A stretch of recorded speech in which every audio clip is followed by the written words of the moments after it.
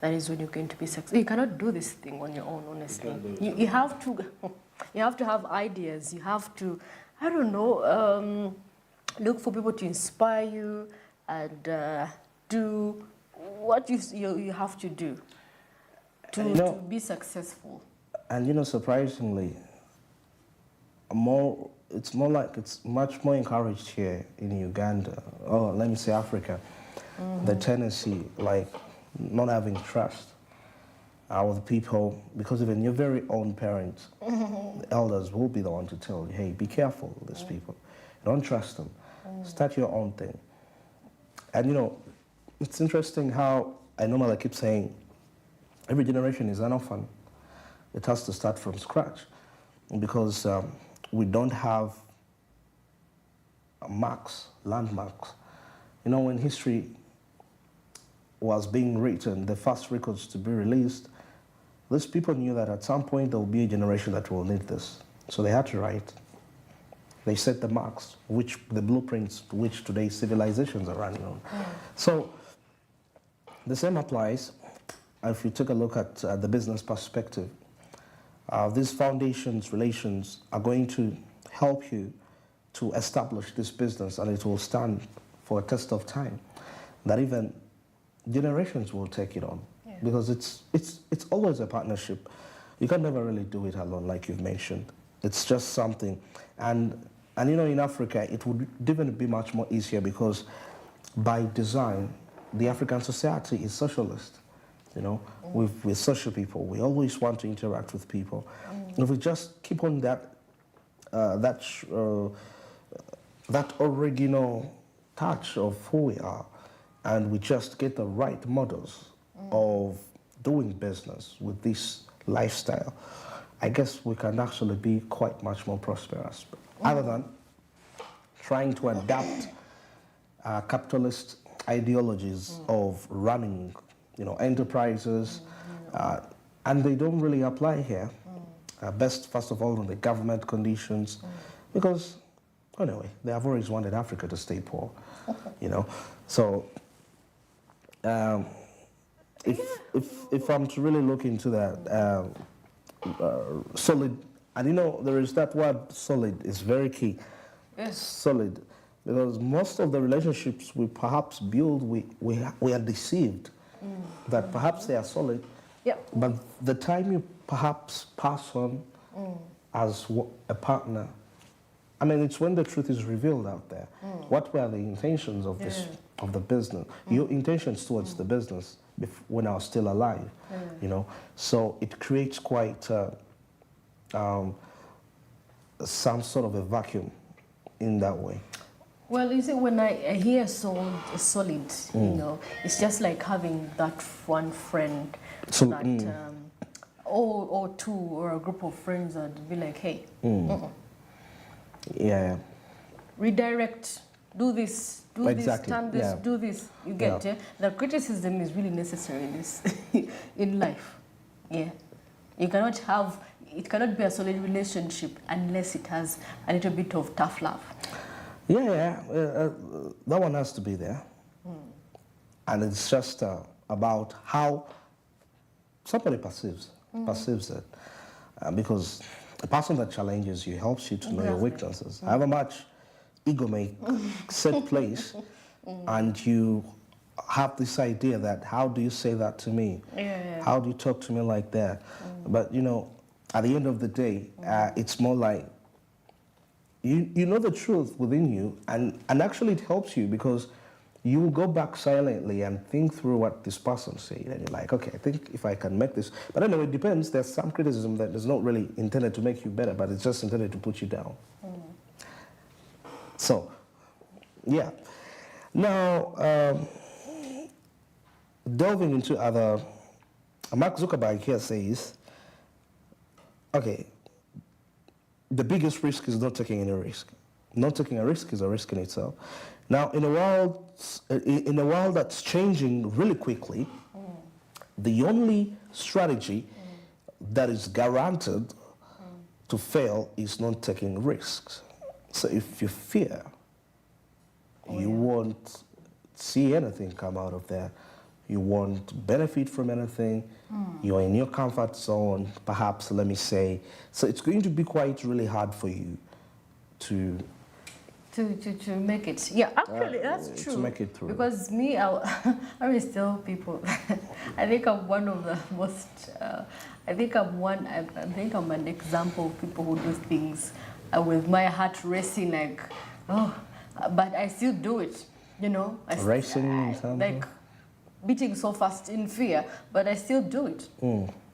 I will walk up to someone and tell them, I want this and this, but in my heart I know, oh my God, what if it doesn't grow? What if I get maybe, but I just do it anyway. Yeah, I mean I tried. the violent take it by force. You know, when Jesus said the kingdom of God faces violence, and the violent take it by force. Because if you take a look at, because in most cases when you have to see impact in your life, you know, me, I normally borrow a leaf from, you know, when I used to take a look at the Crusaders, they were so desperate. If you take a look at different religions, how they came to be dominating, there was a violent attack onto that. So I think this is the same approach that we put out to life in terms of, you know, we have this whole thing of thinking of a miracle. And it's normally typical in the African setting. And I think also the aspect of relying on fate works in. Though we shall not rule out the fact that every person has their own seasons and times. But you know, it's very easy for those seasons to bypass you. But anyway, the bigger picture here is that at some point you will have to, we are not all born the same. There are people that have specific luck. There are some people that may not really have to work so hard to get where they want. That's how life has designed it, and you can't, it's God how he made it. And there are those that will have to sweat hard to get to where they want. But still, at the end of the day, you need to understand, if you didn't really work so hard still, every person has unique challenges. There is having an opportunity, and you'll encounter. Then we have to work hard to maintain it, to maintain that chance that you've been given. Yeah. Emily, what would you prefer? The easy way or the hard way? I would prefer being trained and go to know. Because let me tell you something, when you face those challenges at the top, those are the people you find that they have committed suicide. Because perhaps the pressure is too much. Or you might make the worst decisions ever, which might impact your family, you as an individual, and the company you're leading. I saw something here about building reputation. It's quite easy. It takes 20 years to build a reputation and 5 minutes to run it. If you think about that, you'll always do things differently. This is Warren Buffett coming out and saying this word. So I would rather really go through the attestations of something, because if we say that we are setting out for a certain career, you start a group of people, perhaps you're lawyers, but at the end of the day, out of a class of 50, you find that about 5 to 3 people are the ones that actually made it. Why? During the time there was a testation. You have to be tested by the universe whether you're worthy of that calling you're going for. And that's where most of us feel like we are cast, we have all these perspectives. But I think it's part of life. And so interesting that in most cases, most of these motivational speakers, when they're speaking to these young people, career choices, business choices, at some point they make it feel like it's easy. It's easy, yeah. You know, but those are people that have done things that they won't tell you. Some people perhaps have done riches to get where they are, but no one is going to talk about this. Some people don't pay taxes, but they're not going to tell you this. In there, you'll have to figure it out. You have to figure it out. But you're doing the same things they told you to do, but you're not having the results. There's something you don't see in the background. You know? All right, now as we proceed, now I want us to look into these business quotes here. There is something which talks about creation, because it's in the DNA of a man to create. In other words, I'm trying to search for it here. I don't know. It's in a man's DNA to create. Hmm? So they have to be their creative minds. Yeah, the creative minds. I mean, and I think that is something that. Yeah. Actually, I think by nature, a man is supposed to be. It's encoded in the DNA. You have to be able to think. Yes. As for your family, for your business, whatsoever, and the woman comes in to chip in just to help where you feel you're lingering around. Absolutely. But because that is why, in most cases, if you're not a creative as a man, it's going to be hard for you, honestly. Because the moment a woman becomes the overthinker, but I think when things go wrong. But I think when they mentioned man, maybe they meant both. I think it cuts across because we've seen still women that are inventing. Participating into different innovation spaces. But the question is, our thinking pattern, is it aligned, is it customized to the society that we're living in? Like Uganda, you're in Kampala.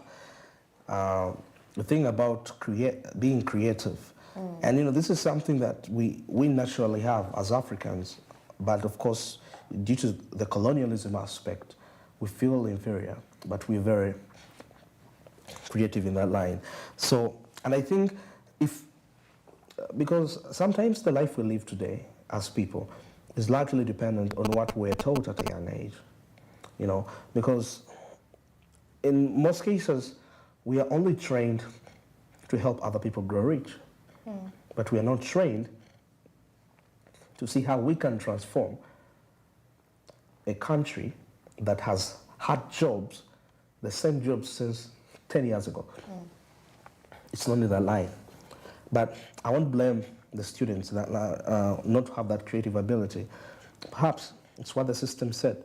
But of course, as you awaken your consciousness, we realize the responsibility we have. Personally, I reflect a lot into myself towards my responsibility for this continent and the country at the same time. And that really inspires me to make certain decisions as to why am I doing what I'm doing, because the countries we admire, the forefathers had a picture that this is the kind of a country we want to see. It was in an imagination state. So they had to create it, but it wasn't a wishful thinking aspect. It had to take some bit of action.